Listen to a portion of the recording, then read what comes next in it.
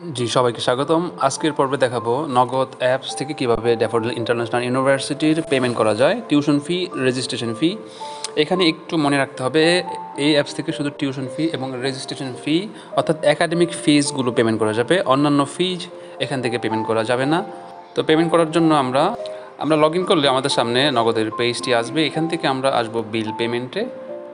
তো bill payment থেকে আমরা শিক্ষা প্রতিষ্ঠান সিলেক্ট করব। উপরে আমরা ড্যাফোডিলকে সার্চ করব।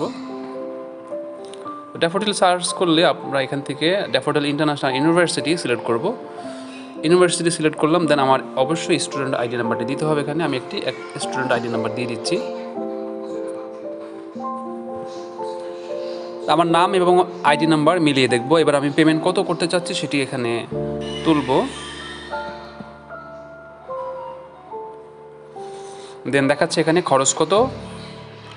এবার আমি আমার এখানে পিন নাম্বারটা দিয়ে দিব এবং এখানে যদি ক্লিক করি আমার পেমেন্টটি সাকসেসফুল হয়ে যাবে।